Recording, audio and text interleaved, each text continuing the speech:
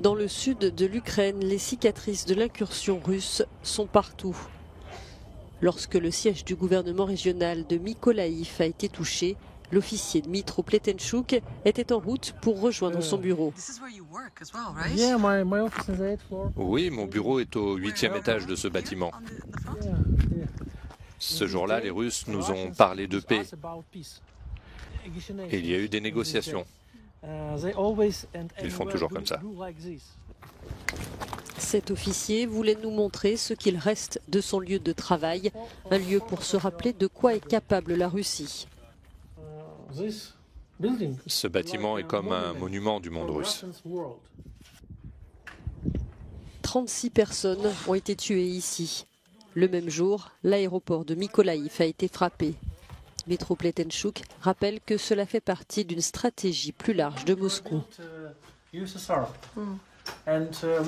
veulent reconstruire l'URSS, mais ils n'ont pas l'Ukraine. Ils ont le Bélarus. Mais sans l'Ukraine, c'est impossible. Et ils ne peuvent pas vivre libres. Mais nous le pouvons. Et nous le voulons. Et on se bat. Vous voulez que tous les soldats russes partent? Oui, du Donbass, de la Crimée. La Crimée, c'est l'Ukraine. Mais pour y parvenir, les troupes ukrainiennes ont encore fort à faire. L'un des principaux objectifs, tenter de reprendre Kherson, l'un des ports les plus importants du pays, la première ville à être tombée aux mains de la Russie. Elle se situe au nord de la Crimée, à seulement 70 km de Mykolaïv. Kherson est une ville très importante.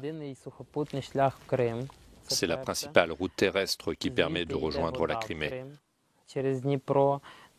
L'eau potable arrive aussi par là en Crimée, par le fleuve Dniepr. Ce commandant de bataillon est né à Kherson. À seulement 26 ans, il est à la tête de 900 hommes qui se battent actuellement pour tenter de reprendre la ville. Les récentes avancées des troupes ukrainiennes dans le nord remontent le moral des troupes. Et elles en ont besoin.